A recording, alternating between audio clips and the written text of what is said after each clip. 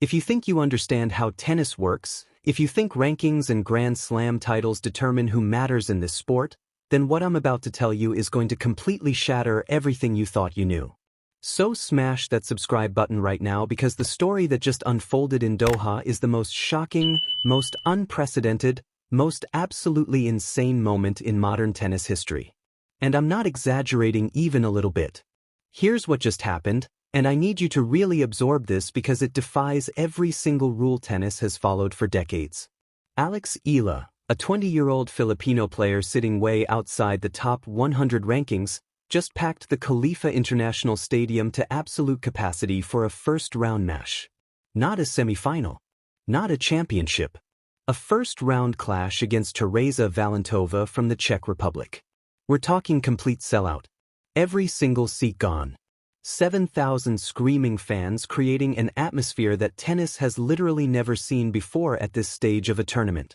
Now here's where this gets absolutely wild. While EALA was creating complete madness with those 7,000 fans losing their minds on every single point, Grand Slam winners were literally playing to half-empty venues just a few courts away.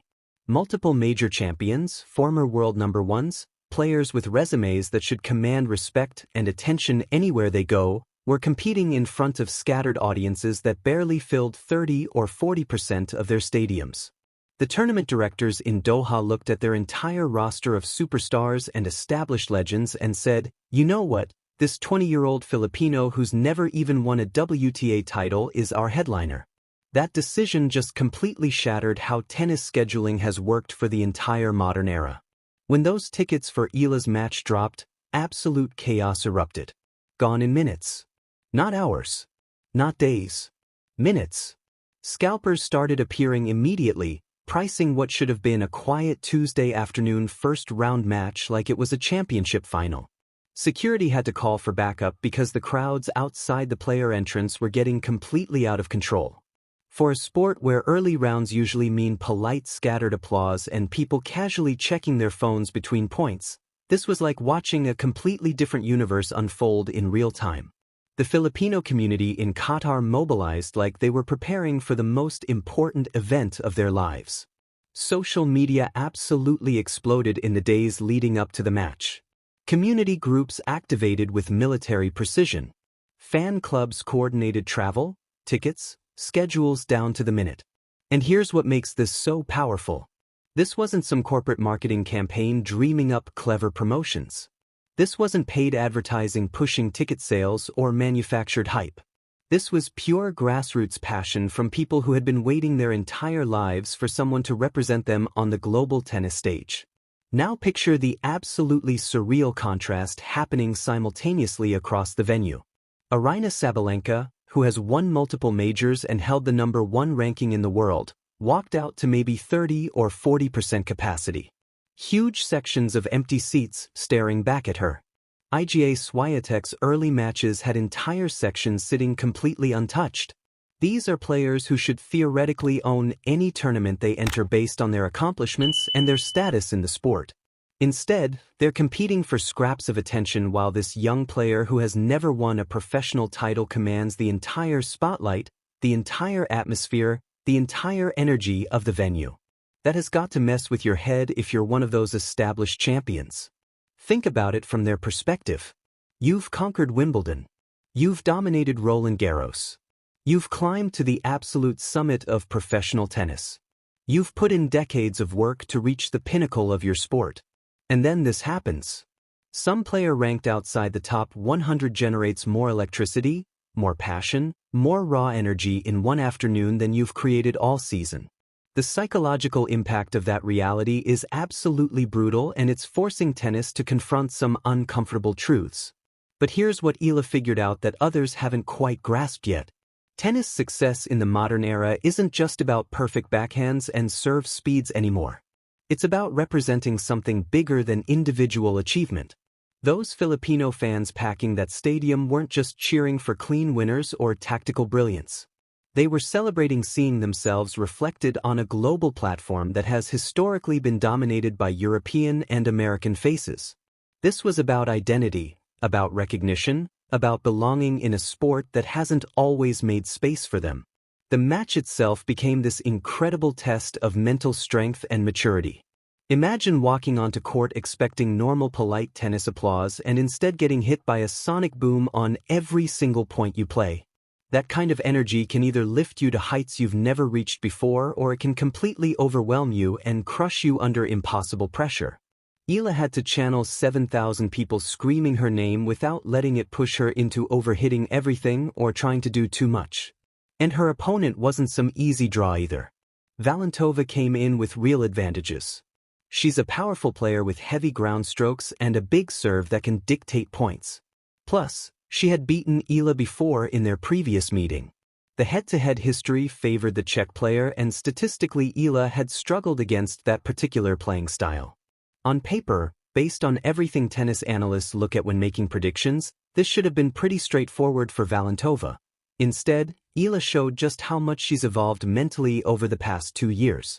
2 years ago, that kind of pressure and that kind of atmosphere might have crushed her completely. This time, she turned the crowd energy into rocket fuel. Those defensive skills she picked up during her time at the Rafa Nadal Academy kicked in at exactly the right moments. She started extending rallies, making Valentova hit extra balls, forcing her opponent to work for every single point until the Czech player's patience finally cracked. There was this one point in the second set that went viral immediately and became the defining moment of the entire match. EALA got pulled so far wide on her backhand side that she was practically standing in the doubles alley with no chance of getting back into position. Most players would have just thrown up a defensive lob and hoped to reset the point. Not EALA. She sprinted with everything she had, slid across the hard court, and somehow flicked this incredible passing shot down the line that caught the corner with absolute precision. The roar that followed from the crowd was so intense, so powerful, so absolutely deafening that it actually registered on local seismographs. That is not an exaggeration or hyperbole for dramatic effect. The noise was genuinely measuring on scientific equipment designed to detect vibrations and sound waves. That's when everyone watching realized this had transcended being just a tennis match and had become a genuine cultural moment that people would remember for years. After she won, EALA grabbed the microphone and did something that sealed her connection with that crowd forever. She started speaking in Tagalog directly to the fans. The place absolutely lost its mind. She thanked them for making her feel at home thousands of miles from the Philippines. She acknowledged the overseas workers who had spent their hard-earned money on tickets to support her. She created this deep emotional connection that transcended the actual tennis being played. That bond between athlete and community is what transforms sports from simple entertainment into something much deeper and more meaningful. Meanwhile, Sabalenka is probably sitting in her hotel room wondering how on earth she became an afterthought at a tournament where she's legitimately one of the title favorites. She has achieved everything the sport has to offer. She holds multiple Grand Slam trophies. She has reached the absolute pinnacle of the world rankings. Yet the tournament organizers threw their entire promotional weight behind someone who has never won a WTA event. And you know what? The tournament directors made the absolutely correct business call. EALA sells tickets in Qatar and throughout the Middle East. Sabalenka doesn't, at least not with the same intensity and passion. The Filipino expatriate community shows up in massive numbers with incredible energy and enthusiasm. Other demographics either don't attend with that same level of investment or simply aren't present in large enough numbers to create that kind of electric atmosphere. And this exposes a massive blind spot in how the WTA has been marketing its athletes for decades. The tour has always relied on rankings and Grand Slam counts to determine promotional focus. Those metrics made sense in the traditional tennis ecosystem. But they completely missed the importance of cultural connection and demographic support in the modern global sports landscape. In Qatar, EALA might be ranked significantly lower than Sabalenka on the computer, but from a pure business perspective, from a stadium filling and revenue-generating standpoint, she's infinitely more valuable to that specific tournament. Tournament directors across the globe are studying these numbers right now and realizing their entire scheduling philosophy has been backwards. They've been automatically putting top seeds in prime time slots, assuming that ranking alone drives attendance and creates atmosphere. But what if the player with the most passionate, most engaged following should get those premium slots regardless of where they sit in the rankings? What if star power and cultural connection matter more than numerical position on a list? This also reveals the absolutely massive untapped potential in Southeast Asian markets that tennis has been ignoring for years. The WTA has spent countless resources chasing China with mixed results and moderate success over the past decade. But the Philippines represents something completely different. A market driven by pure emotional investment rather than corporate sponsorship or government initiatives. EALA is the key that unlocks that enormous potential. If she continues this trajectory, we could see more events specifically targeting Southeast Asia, or at minimum a recognition that she has become a primary marketing asset on a global scale. For people watching from Europe or North America, this might seem like a one-time novelty or an interesting cultural curiosity. But it's actually exposing a fundamental shift in tennis demographics that could reshape the entire sport. European and American stars have dominated the infrastructure, media coverage, and sponsorship dollars for decades. Everything flows toward those established traditional markets. But populations like the Philippines have massive tennis fan bases that have been completely ignored because they didn't have a champion to unite behind. Now they do, and they're proving they can generate atmospheres and economic impact that rivals anything happening in tennis's traditional strongholds. That reality should genuinely worry established stars who have gotten comfortable assuming their positions are secure based on past accomplishments. Because EALA just demonstrated with absolute clarity that emotional connection and cultural representation matter more than career achievements when it comes to filling stadiums. The evidence was right there in Doha for everyone to see. Empty seats for multiple Grand Slam champions. Sold-out crowds for someone who has never won a professional title. You cannot argue with those numbers. The pressure on EALA moving forward becomes intense in a completely different way than normal competitive pressure. Tournament organizers now have to schedule her matches carefully because they cannot risk putting her on outside courts or burying her in morning sessions when attendance is typically low. She dictates the schedule instead of the schedule dictating her placement. That is the textbook definition of genuine star power regardless of ranking. But there's real danger lurking here too that her team needs to manage carefully. The emotional expenditure from a match like this is absolutely draining in ways that normal matches aren't. Young players often win these massive atmospheric battles in front of home-like crowds, then come out completely flat and unfocused in the next round. The adrenaline hangover is a well-documented phenomenon in professional sports.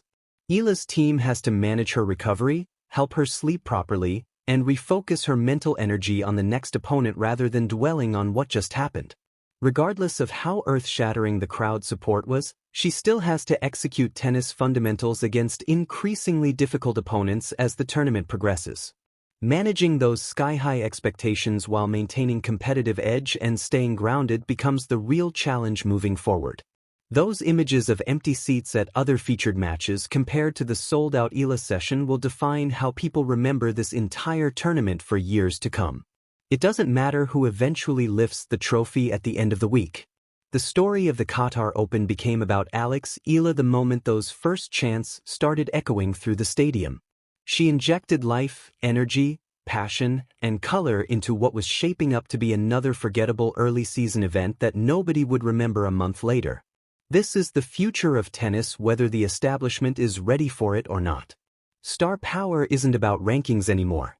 It's about connection, about representation, about creating moments that transcend the sport itself. And Alex EALA has mastered that completely. If this story amazed you as much as it amazed me, if you're fascinated by what's happening in tennis right now, then smash that like button. Drop a comment below and tell me what you think this means for the future of the sport. Is the traditional tennis hierarchy crumbling before our eyes? Will we see more tournaments prioritizing cultural connection over rankings? And make sure you're subscribed with notifications turned on, because this is just the beginning of the Alex EALA story and you won't want